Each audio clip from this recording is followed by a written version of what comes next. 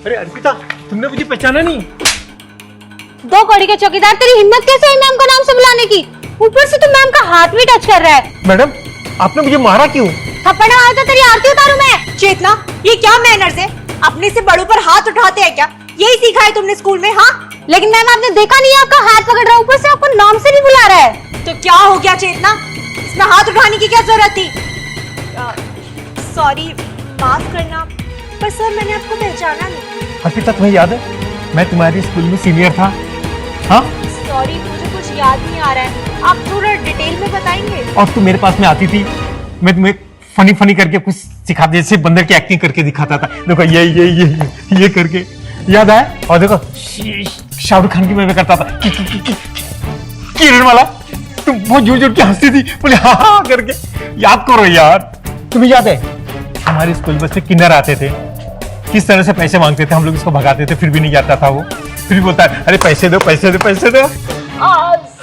सोम भैया आप पर आप गार्ड की जॉब, आप तो हमारे स्कूल के सबसे ज्यादा ब्राइट स्टूडेंट थे ना, पर आप तो आईएएस की तैयारी कर रहे थे ना, तो फिर ये गार्ड की जॉब क्यों?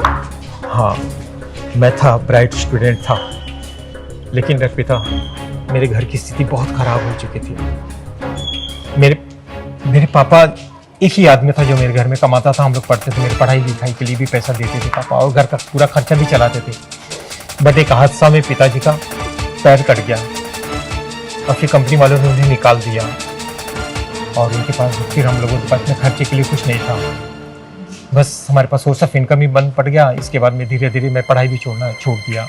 फिर घर की स्थिति को देख के मैं जॉब करना शुरू किया। मैं जॉब बहुत ढूंढा, बट लोग एक्सपीरियंस मांगते थे, कोई कोर्स करके आओ उसके बाद में करेंगे ये वो। तो मैंने देखा यार कुछ नहीं मिल रहा है, घर की स्थिति खराब होती चली जा रही, मम्मी पापा की दवा की मेडिसिन के पैसे भी लेने थे, मैं नहीं कर पा रहा था। इसलिए मैंने सोचा यार कुछ इजी सा जॉब ढूंढ लो, तो मुझे ये जॉब मिल गया, तो बस ठीक ठाक लगा, तो मैं करता हूँ, आज भी कर ही रहा हूँ इसी को।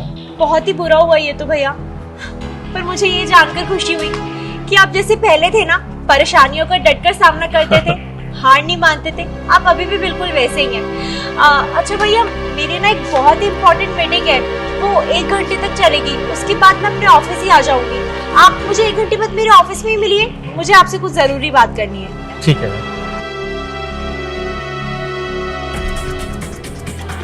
मैम, वैसे आपको एक बात कहूँ, अगर ऑफिस में किसी को पता चला कि वो आपका सीनियर है और इस वजह से आपकी रेपुटेशन कम नहीं हो जाएगी ऑफिस में? बात तो तुम सही कह रही हो चेतना, पर इसमें हम कर भी क्या सकते हैं? मैम, हम एक काम कर सकते हैं, आप ना एक काम कीजिए, आप ना उसे निकाल दीजिए जॉब से। ना वो जॉब पे रहेगा, ना किसी को पता चलेगा ऑफिस में कि वो आपका सीनियर था, और ना आपकी रेपुटेशन पे बात आएगी। चलो हम इस बारे में ऑफिस में डिस्कस करेंगे। ये फाइल सबमिट करवा दी थी तुमने? Yes ma'am. अरे सोम भैया, आ गए आप? यस। मुझे आपसे कुछ जरूरी बात करनी थी। अब बोलिए ना मैम, किस लिए बुलाई हैं आप? माफ करना, पर आप अब ये जॉब नहीं कर सकते। क्यों मैम? मैं ये जॉब क्यों नहीं कर सकता? मुझसे कोई गलती हुई है क्या?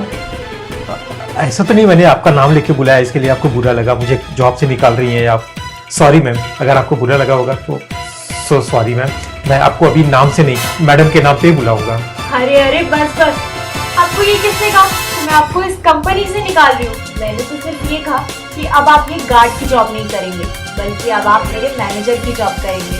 मैम, मैनेजर की जॉब? लेकिन ये मैनेजर की जॉब कैसे कर पाएंगे, इन्हें तो इतनी नॉलेज भी नहीं है। हाँ चेतना, तुमने बिल्कुल सही सुना, मैं इनको अपने मैनेजर की जॉब दे रही हूँ। तुम मेरी असिस्टेंट हो, पर तुम कितना ज्यादा बोल जाती हो।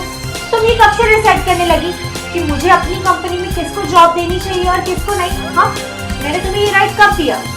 और ना, तुम मेरी असिस्टेंट की जॉब भी डिजर्व नहीं करती हो, पता है क्यों? क्योंकि तुम्हारे अंदर इंसानियत ही नहीं है, तुम कोई भी जॉब डिजर्व नहीं करती हो, समझी? और तुम्हारे अंदर जरा भी तमीज नहीं है कि तुम अपने बड़ों पर हाथ उठा देती हो।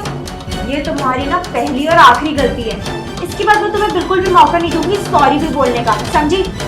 आई होप कि अब तुम्हारे अंदर इंसानियत आ जाएगी।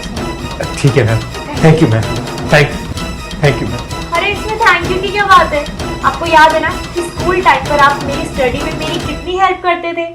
तो अब मेरी बारी है, तो भैया कल से आप टाइम पर आ जाना, चेतना आपको आपका सारा काम समझा देगी। बेस्ट ऑफ लक भैया। Okay ma'am, thank you.